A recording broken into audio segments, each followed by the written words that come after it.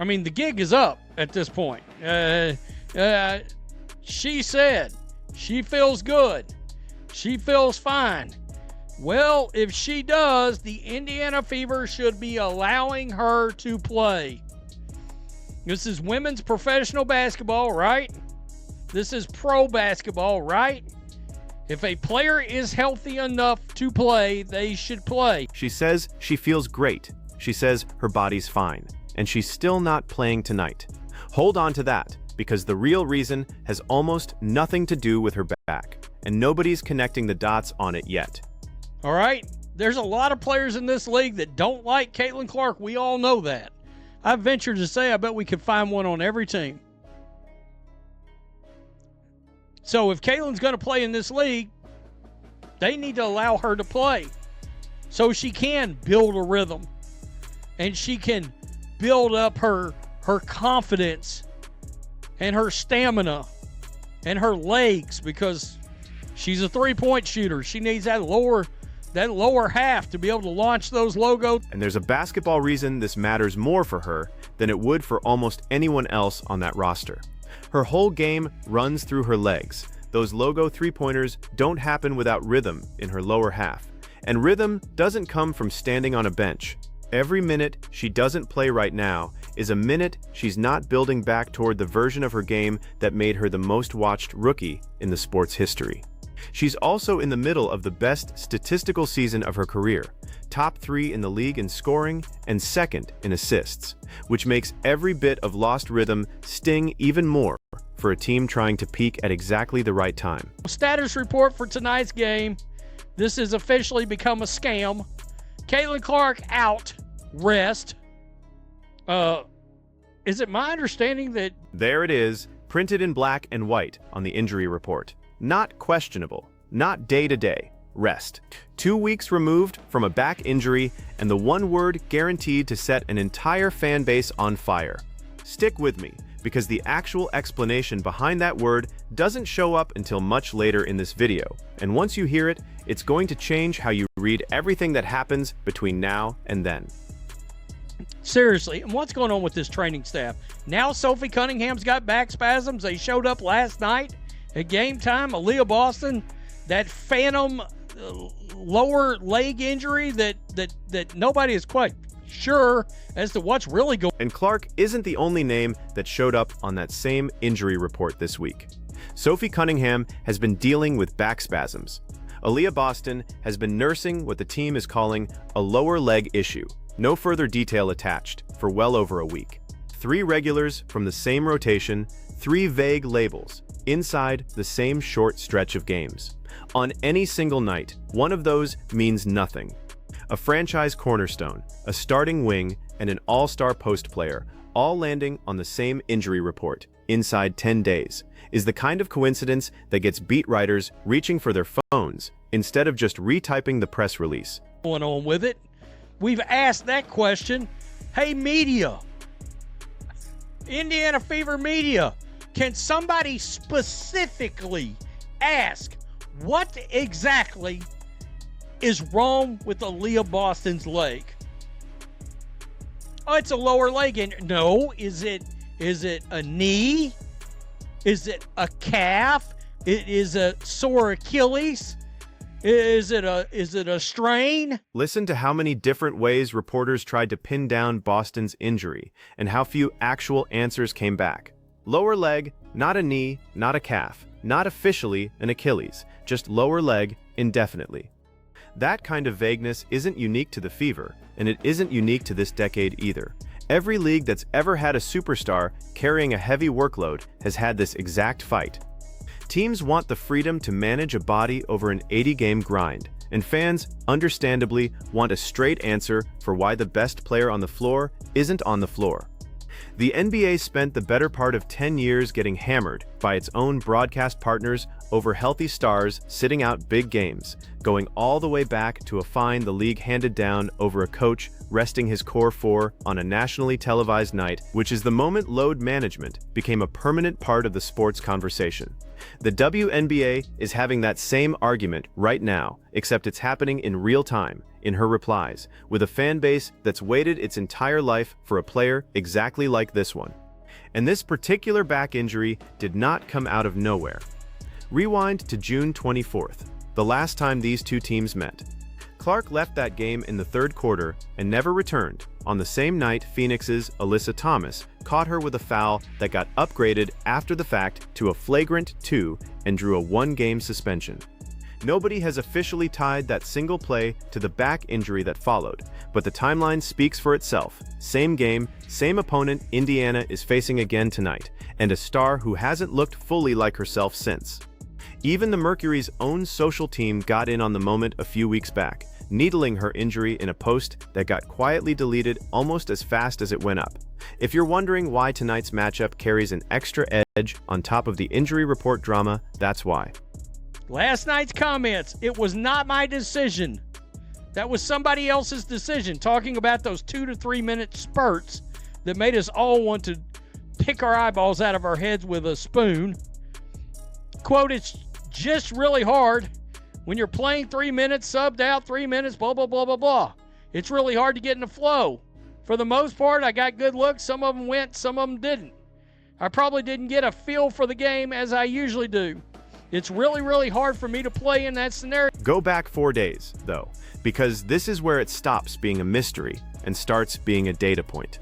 In her first game back, after a 2-week absence, Clark played 16 total minutes, chopped into 3-minute bursts before every substitution. In her own words afterward, it was really hard to find any rhythm going in and out that often, and she never really got a feel for the game the way she usually does. 9 points on 12 shots, a -16 on the night. The Fever lost by 14. That is not a superstar getting rested. That is a superstar being managed within an inch of her game, and whether that's smart, cautious coaching, or a franchise strangling its own best asset probably depends on whether you're the one signing her paycheck or the one who bought a ticket to watch her play. But overall, my body feels great. So that's a positive I can take from today. Overall, my body feels great. Caitlin says she's feeling good. I told trainers after the game that it stinks we didn't win, that we didn't play well. But I'll take it as a win, how my body feels and how I really felt. And here's the line that set this whole thing on fire. After the choppy minutes, the flat shooting night, and the loss, Clark said her body felt great. Called it the one positive she could take from a rough night. Said she didn't even get winded. Now put that next to the word this team put on paper less than 48 hours later for the very next game. Rest. Not sore, not day-to-day. Rest. For a player who just told the room her body felt great. That gap is what's driving every angry post in her replies right now, and it's a fair question to ask. If the body's fine, what exactly is the organization managing?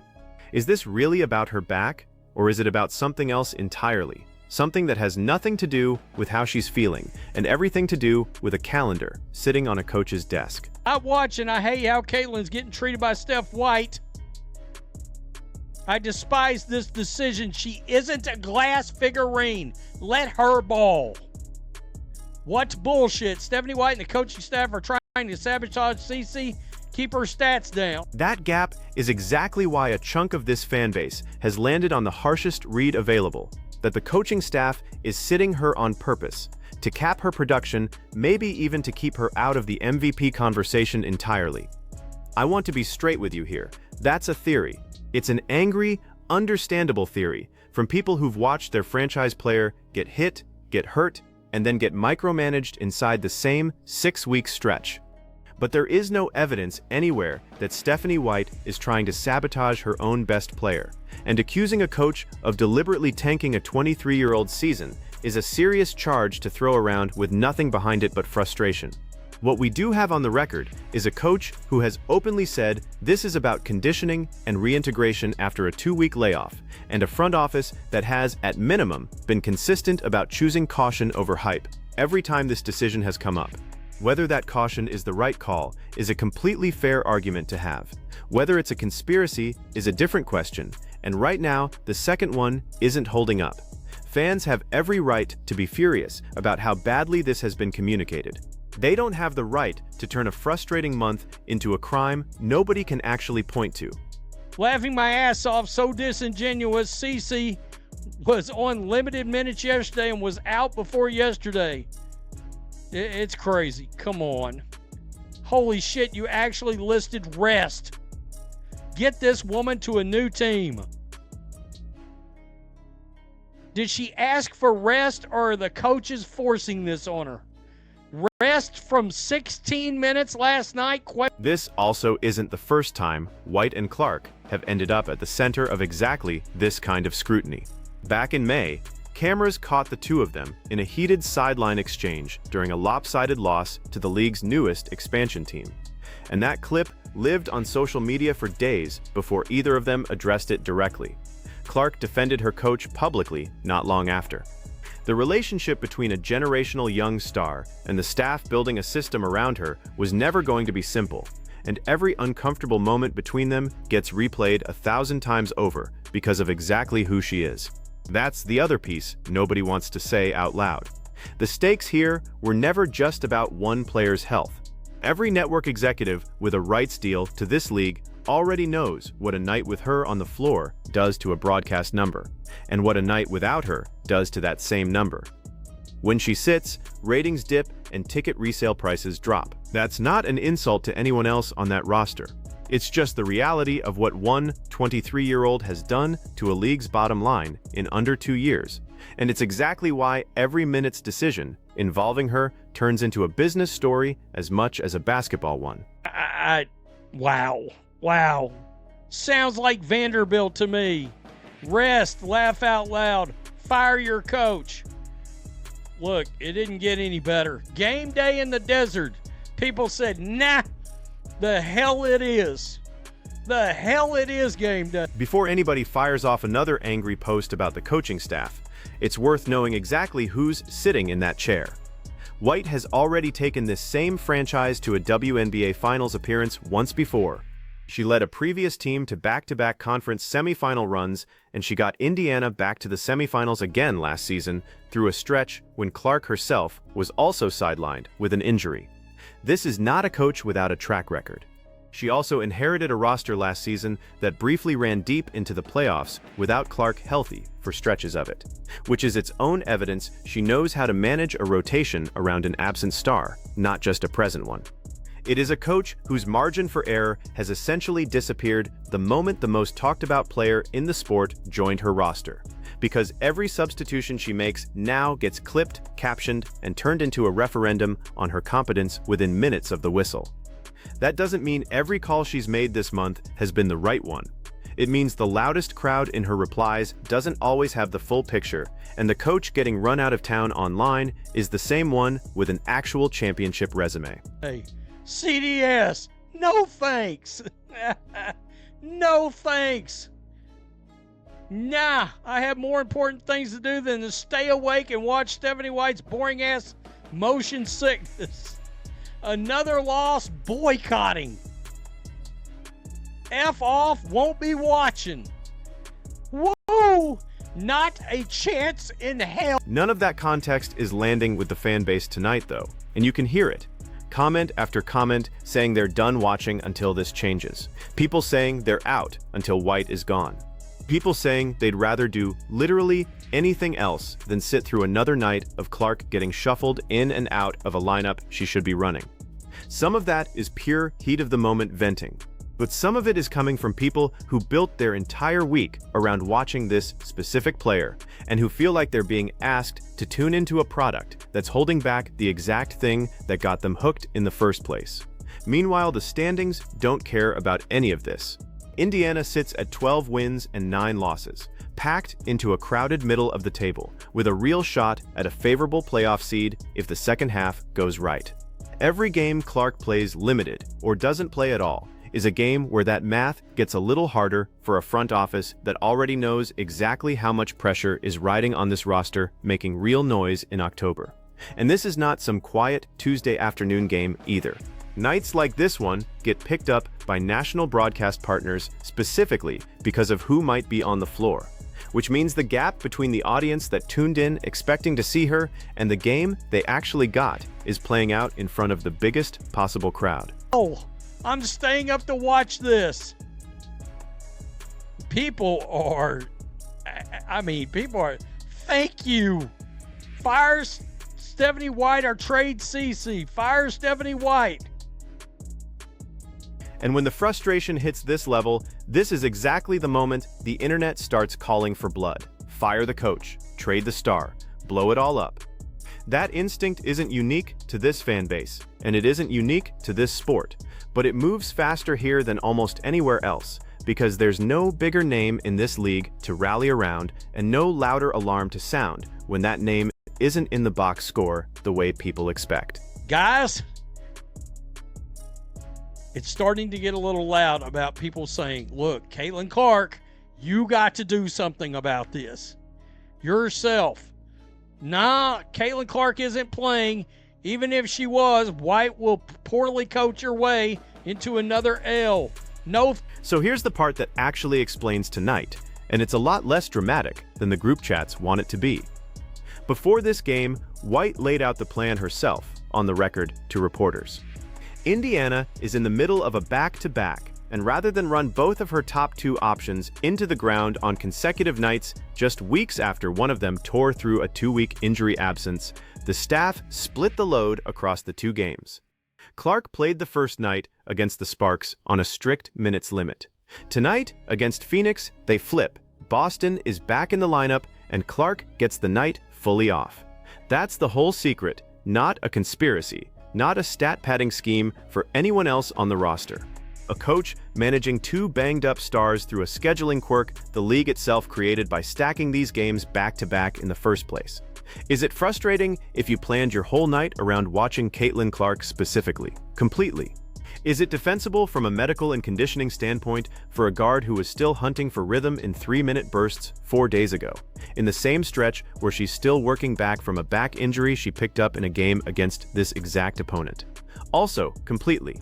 The villain everyone online wants, a coach sabotaging her franchise player out of spite, doesn't actually exist anywhere in the paper trail.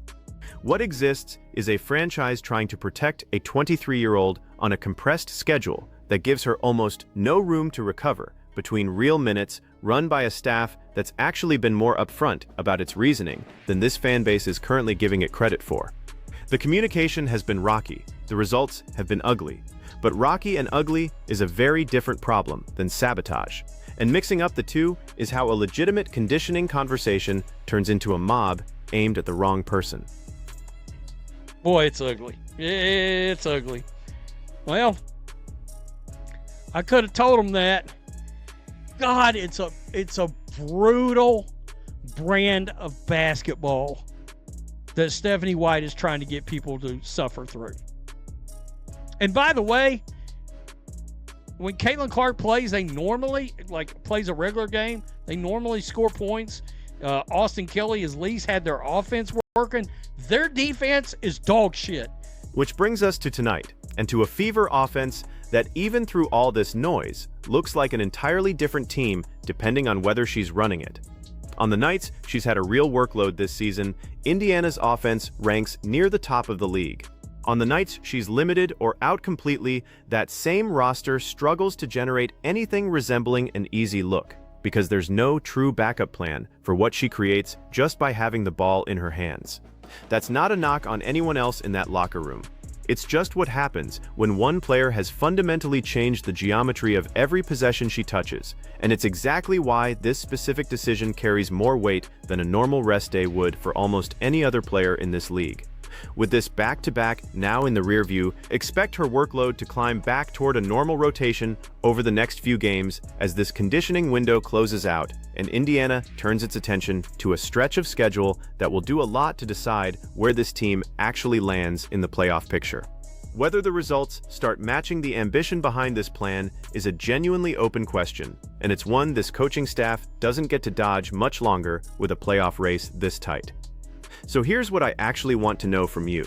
Is this a legitimate, defensible plan to protect a franchise cornerstone through a brutal stretch of the schedule, or has Indiana's caution already cost this team more than it's protected? Put your answer in the comments, because I want to see where this fan base actually lands once the anger cools off for a second. If this breakdown helped you make sense of an ugly week in Indiana, hit like, subscribe for the update the moment her minutes restriction actually lifts, and I will see you in the next one.